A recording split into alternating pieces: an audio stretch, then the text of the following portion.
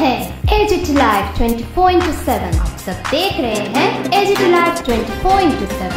এই হচ্ছে AGT Live 24/7। This is AGT Live 24/7। লালন উৎসব 2024-এর শুভ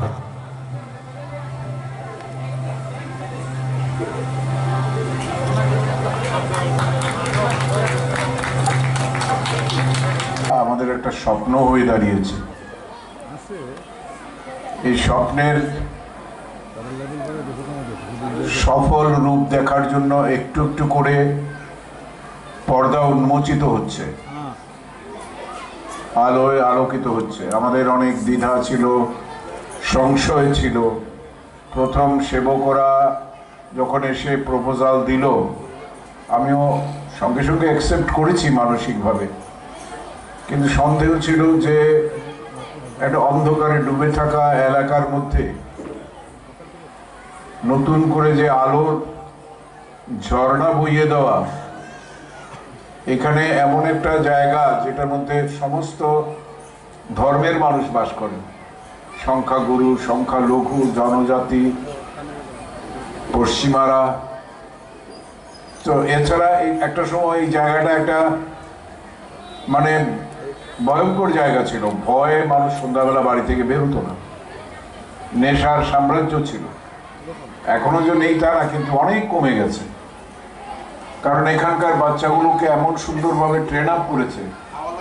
বাচ্চাদের সঙ্গে সঙ্গে তাদের মা বাবারাও স্বপ্ন দেখা শুরু করেছে।